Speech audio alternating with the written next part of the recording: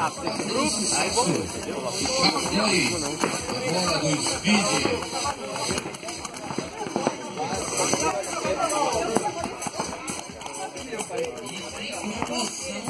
Essa bola tem a promoção de 125. Só procurar nosso amigo Pimenta. Pega na mesa de sorvete. Continua feio, velho.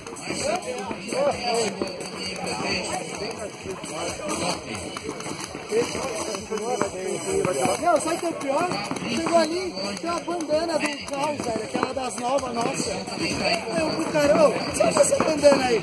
Ah, o Júlio lá de Atibaia me deu. Como te deu? Ah, tava na mala dele. Júlio de Atibaia? É, o Júlio, do campo. Falei, cara, essa merda aí, mano. Eu não sei, eu perdi todas as minhas. Deu uma camiseta. A minha? A Jersey? Não, a camiseta. E a Jersey, velho? A minha Jersey sumiu, velho. Se não ser a camiseta... No CDX. Ah, então a Jersey deve estar junto com alguma coisa. Porque aquele CDP lá ficou todo o meu material, lembra? Aí você ia lavar minha roupa, lembra?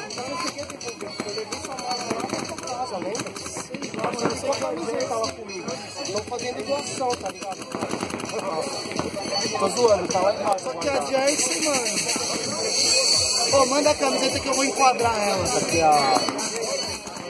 Ela bateu lá no banco e veio rolando ali.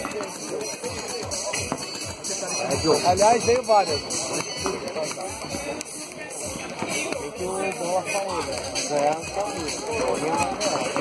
Aí talvez eu devia ter tinha mais lá? Tinha mais duas tava dentro daqueles bagulhos de ouro. Deus, cara. Ah, eu acho que não consigo falar, né? Tanta propaganda nessa porcaria aí. Ah, eu falei, não é possível, né? Caramba, ele falando.